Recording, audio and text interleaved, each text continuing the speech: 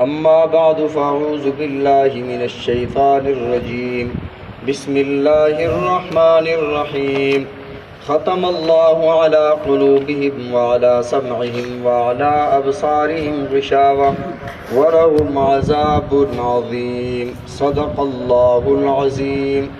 اللهم صل على محمد وعلى آل محمد كما صليت على إبراهيم وعلى آل إبراهيم إنك حميد مجيد. اللهم بارك على محمد وعلى آل محمد كما باركت على إبراهيم وعلى آل إبراهيم إنك حميد مجيد. اللہ رب العزت نے کافروں کے بارے میں نبی علیہ الصلوۃ والسلام کو تسلی ارشاد فرمائی کہ اے میرے محبوب صلی اللہ علیہ وسلم، آپ رنجیدہ نہ ہوں کہ یہ اسلام کیوں نہیں لاتے، یہ سارے کے سارے ہدایت کو قبول کیوں نہیں کرتے. تو اللہ نے ان کے دلوں پر مہر لگا دی ہے.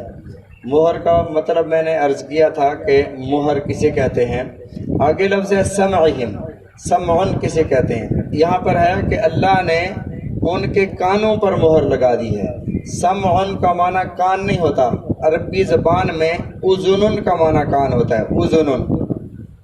سمعن کا معنی وہ قوت سماعت جس کے ذریعے سے آپ سنتے ہیں. تو اللہ نے قوت سماعت پر مہر لگا دی، کانوں پر مہر نہیں لگائی. اور اسی طرح فرمایا وعلی ابصارہم غشاوہ، آنکھ کو عین کہتے ہیں، بصر نگاہ کو کہتے ہیں. آنکھیں تو ان کی موجود ہیں. جس طرح انسان اندھا ہو جاتا ہے، آنکھیں تو موجود ہوتی ہیں لیکن اس کی وہ روشنی نہیں ہوتی، اس روشنی کو بصر کہا جاتا ہے. تو اللہ نے فرمایا کہ اس بصر کے اوپر، اس قوت بصارت پر، اس دیکھنے کی قوت پر اللہ نے پردہ ڈال دیا ہے. اور اسی کو اللہ نے آگے فرمایا سم بکم عمی، وہ اندھے ہیں، وہ دیکھ نہیں سکتے، وہ گونگے ہیں. زبان تو موجود ہے لیکن قوت گویائی کی صلاحیت ختم ہو گئی ہے، وہ حق بولتے نہیں ہیں. سم بکم عمی، وہ بہرے ہیں جو حق بات کو سنتے نہیں ہیں. کان تو موجود ہیں لیکن سننے کی وہ صلاحیت ختم ہو گئی ہے. اچھا، ایک ہے کسی آیت کا ظاہر، ایک ہے کسی آیت کا باطن. ایک آیت کا ظاہر یہ ہے کہ بھئی سارے دنیا جہان کے کافر اندھے بھی ہیں، دنیا جہان کے کافر بہرے بھی ہیں، دنیا جہان کے کافر گونگے بھی ہیں. حالانکہ ایسا تو نہیں ہے، سارے کافر نہ اندھے ہیں، نہ گونگے ہیں، نہ بہرے ہیں. اگر ہم آیت کے ظاہر کو دیکھیں، کوئی غیر مسلم آپ سے سوال کر سکتا ہے کہ تمہارے قرآن میں لکھا ہوا ہے کہ جو ہدایت کو مانتے نہیں ہیں تمہارے قرآن کو، رسول اللہ صلی اللہ علیہ وسلم کی شریعت مطہرہ کو، وہ سارے گونگے بھی ہیں، وہ سارے اندھے بھی ہیں، وہ سارے بہرے بھی ہیں. تو ایسا تو نہیں ہے. جو نہ ماننے والے بہت سارے ایسے ہیں جو سنتے بھی ہیں، دیکھتے بھی ہیں، بولتے بھی ہیں. تو اس کا کیا مطلب ہے؟ تو یہ آیت کا ظاہر ہے. آیت کا باطن یہ ہے کہ وہ حق کو دیکھتے نہیں ہیں اس لیے اندھے ہیں، اور وہ بہرے ایسے ہیں کہ وہ حق کو سنتے نہیں ہیں، اور وہ گونگے ایسے ہیں کہ وہ حق کو بولتے نہیں ہیں، حق بتاتے نہیں ہیں. یہ روحانی طور پر، باطنی طور پر. اور اسی پر میں ایک اور بات کہوں گا. بعض لوگ کہتے ہیں کہ جی نبی علیہ الصلوۃ والسلام اپنے روضہ اطہر میں درود السلام نہیں سنتے. دلیل کیا ہے؟ اللہ نے قرآن پاک میں ارشاد فرمایا کہ انک لا تسمع الموتى ولا تسمع الصم الدعاء اذا ولوا مدبرین. تم مر جانے والوں کو ہرگز نہیں سنا سکتے. مر جانے والے تو مر گئے، وہ سن نہیں سکتے. تو نبی علیہ الصلوۃ والسلام پر بھی موت آئی ہے، آپ پر بھی وفات کا منظر آیا ہے.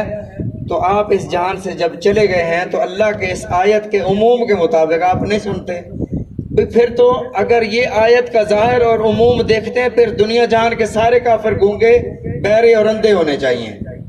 تو میں عرض کر رہا تھا ایک آیت کا ظاہر ہوتا ہے، ایک آیت کا باطن ہوتا ہے. جس طرح اللہ نے قرآن پاک میں ارشاد فرمایا اپنے والدین کو بڑھاپے میں پاؤ تو ولا تقل لہما اف، انہیں اف نہ کہو. ایک آیت جو ہے وہ آپ کو صراحتاً کسی بات سے منع کر رہی ہے، اور ایک ہے آیت کا تقاضا اور اس آیت کا اشارہ. وہ ہمیں آیت کے ظاہر سے نہیں ملتا، آیت کے باطن سے ملتا ہے. مثلاً اللہ نے فرمایا جب تم اپنے والدین کو بڑھاپے میں پاؤ تو انہیں اف نہ کہو، ولا تقل لهما اف، انہیں اف نہ کہو۔ اب اف سے منع کر دیا گیا، ظاہری طور پر اف سے منع کیا گیا، لیکن باطناً والدین کو دھکا دینے سے بھی منع کر دیا گیا۔ اف کا درجہ کم ہے، دھکا دینے کا وبال اور گناہ زیادہ ہے، تو اس میں شدت ہے۔ والدین کو اگر کوئی بندہ کہے کہ اف سے منع کیا گیا ہے نا، میں اف تو نہیں کہتا، میں تو دھکا دیتا ہوں، میں تو تھپڑ مارتا ہوں، میں تو کوئی دوسری زیادتی کرتا ہوں، اف نہیں کہتا نا بھئی۔ جب اف سے منع کر دیا تو اگلی زیادتیاں خود بخود منع ہو گئیں۔ تو ایک آیت کا ظاہر ہے جس سے صراحت کے ساتھ منع کیا جا رہا ہے، اور ایک آیت کا باطن ہے جس سے دوسری ساری باتیں ہمیں سمجھ آ رہی ہیں۔ تو اللہ نے فرمایا وَعَلَىٰ أَبْصَارِهِمْ غِشَاوَةٌ، ان کی آنکھوں پر پردہ ہے، ان کی نگاہ کے اوپر آنکھیں تو کھلی ہوئی ہیں۔ غشاوہ کا معنی پردہ۔ پردے کے بارے میں قرآن مجید میں کئی الفاظ آئے ہیں۔ ایک لفظ ہے اکمام، فیہما فاکہۃ والنخل ذات الاکمام، کہ جنت کے اندر وہ نعمتیں ہیں، وہ پھل اور میوے ہیں کہ ان کے خوشوں کے اوپر اللہ نے اکمام، ایک پردہ لگایا ہوا ہے۔ وہ پردہ اور اس پردے میں کیا فرق ہے؟ وہ ایسا پردہ ہے جو حفاظت کے لیے اس خوشے کے اوپر، ان پھلوں کے اوپر لگایا گیا ہے، اور پردے کو بھی جو عورتیں پردہ کرتی ہیں اسے بھی حجاب کہتے ہیں۔ اور ایک لفظ ہے ستر، ستر کا معنی بھی پردہ ہے۔ تو فرق کیا ہے؟ ستر کا معنی وہ پردہ جو کسی دوسرے کو دیکھنے سے منع کر دیا جائے، کہ آڑ بنا دی جائے، جس طرح ہم دیواریں بنا کر ایک آڑ اور پردہ بناتے ہیں یا حجاب لٹکاتے ہیں، اس کو ستر کہا جاتا ہے۔ ستر السطح، یعنی چھت کے اوپر والی جگہ پہ آپ پردہ لگا دو، اس کو ستر السطح عربی میں کہا جاتا ہے۔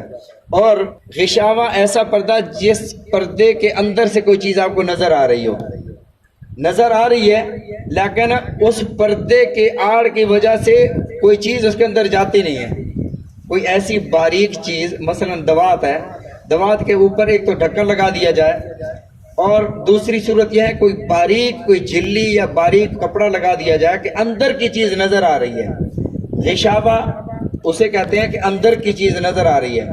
حق ان کو نظر آ رہا ہے لیکن ہدایت ان کے دلوں میں جاتی نہیں ہے۔ حق نظر آتا ہے۔ ابو جہل سے کسی نے پوچھا کہ یار پہلے تو تم اسے صادق اور امین کہتے تھے حضرت محمد الرسول اللہ صلی اللہ علیہ وسلم کو، اب نہیں مانتے ہو؟ تو ابو جہل ادھر ادھر دیکھ کر کہتا ہے کہ ہاں ہم مانتے تو ہیں کہ یہ صادق اور امین ہے، اب بھی میں مانتا ہوں کہ یہ نبی ہیں، لیکن اگر میں ان کی نبوت کو مان لوں تو میری سرداری جاتی رہے گی۔ اس کا مطلب حق اسے نظر آ رہا تھا، ہٹ درمی اور ضد کی وجہ سے نبی علیہ الصلوۃ والسلام کی لائی ہوئی ہدایت کو قبول نہیں کر رہا تھا۔ غشاوہ، غشاوہ اس پردے کو کہا جاتا ہے۔ اور آگے لفظ عذاب عظیم، ایسے لوگ جن کے دلوں پر مہریں، کانوں پر مہریں، ابصارہم، ان کی آنکھوں پر پردے، ولہم عذاب عظیم، ان کے لیے دردناک عذاب۔ اب عذاب کے بارے میں بھی اللہ نے بہت سارے الفاظ ارشاد فرمائے۔ مثلا ایک لفظ ہے عذاب، ایک لفظ ہے بأس، ایک لفظ ہے نکال، ایک لفظ ہے وبال، ایک لفظ ہے نکیر۔ ہر ایک کا معنی الگ الگ ہے۔ کہیں فرمایا عذاب علیم، بہت سارے الفاظ ہیں عذاب کے بارے میں۔ اور اسی طرح عظیم، ایک لفظ ہے عظیم، ایک ہے کبیر، ایک ہے اکبر، ایک ہے اعظم، ایک ہے عزم۔ بظاہر تو مترادف ہیں، ایک ہی معنی دیتے ہیں، لیکن تھوڑا تھوڑا فرق ہے ہر ایک کے ساتھ۔